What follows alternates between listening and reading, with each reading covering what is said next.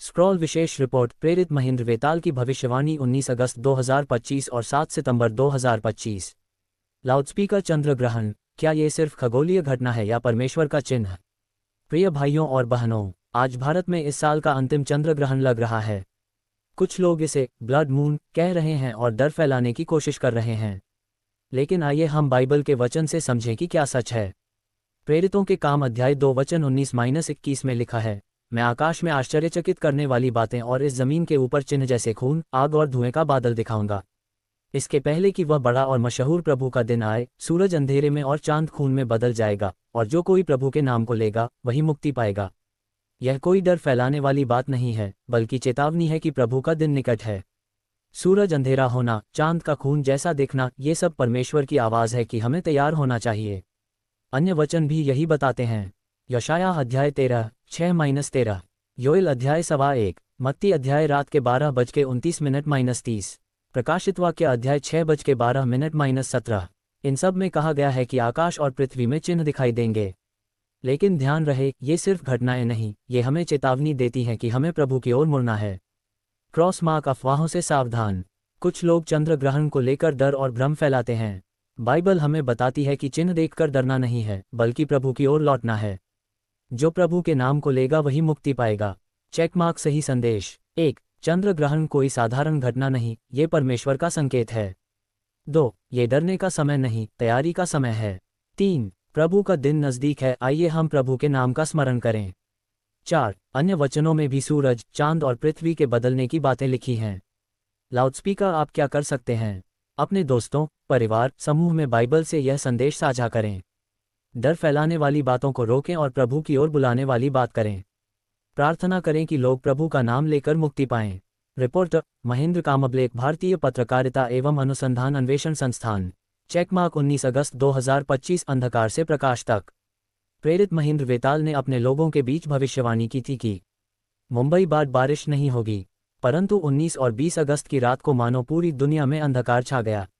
उस समय प्रेरित महेंद्र वेताल रात भर व्याकुल होकर उपवास और प्रार्थना में लगे रहे। उन्होंने परमेश्वर से कहा, हे पिता, हम 22वीं मंजिल पर रहते हैं, परंतु मेरी सेवा झोपड़पट्टियों में है। इसलिए बादलों के बीच से तेरा सूर्य अवश्य चमकना चाहिए। और सचमुच 21 अगस्त को आकाश में बादलों के बीच से तेज प्रकाश दिखाई दिया। विश्वासियों ने प्रभु को धन्यवाद दिया। उसी दिन आकाश में 2 बार सूर्य उदय का अद्भुत दृश्य भी देखा गया। ये घटना परमेश्वर की महिमा का प्रमाण बनी। संदेश, यहोवा कितना भला है और हमारा यीशु मसीह जीवित है। जो उपवास और प्रार्थना में लगे रहते हैं, वहां विनाश नहीं आता। Check mark. 7 सितंबर 2025। चंद्र ग्रहण और प्रभु के चिन्ह। भारत में इस साल का अंतिम चंद्र ग्रहण लगा। कुछ लोग इसे ब्लड मून कहकर डर फैलाने लगे, परंतु बाइबल में पहले ही लिखा है। प्रेरितों के काम अध्याय 2 वचन 19-21, आकाश में आश्चर्यचकित करने वाली बातें और इस जमीन के ऊपर चिन्ह जैसे खून, आग और धुएं का बादल दिखाऊंगा। इसके पहले कि वह बड़ा और मशहूर प्रभु का दिन आए, सूरज अंधेरे में और चांद खून में बदल जाएगा, और जो कोई प्रभु के नाम को लेगा वही मुक्ति पाएगा। ये चंद्र ग्रहण कोई साधारण घटना नहीं, बल्कि परमेश्वर का संकेत है कि हमें प्रभु की ओर लौटना चाहिए। सूरज का अंधेरा होना, चांद का लाल दिखना, ये सब हमारे लिए चेतावनी है कि प्रभु का दिन निकट है। संदेश, डर नहीं, तैयारी करो। प्रभु के नाम का स्मरण करो ताकि मुक्ति मिले। पृथ्वी कहाँ कहाँ बारिश और मौसम का हाल। 31 अगस्त तक छत्तीसगढ़, विदर्भ, ओडिशा, पूर्वोत्तर भारत, उत्तराखंड, हिमाचल प्रदेश और तटीय कर्नाटक हल्की से मध्यम बारिश, कुछ स्थानों पर भारी। बिहार, झारखंड, पश्चिम बंगाल, पूर्वी उत्तर प्रदेश, तेलंगाना, केरल, अंडमान निकोबार व्यापक वर्षा।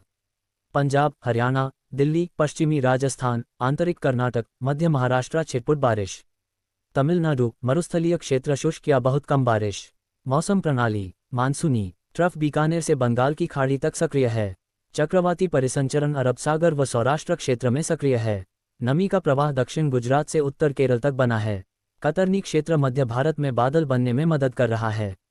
कैलेंडर। इन दोनों घटनाओं का संबंध। 19 अगस्त अंधकार के बीच प्रभु का प्रकाश।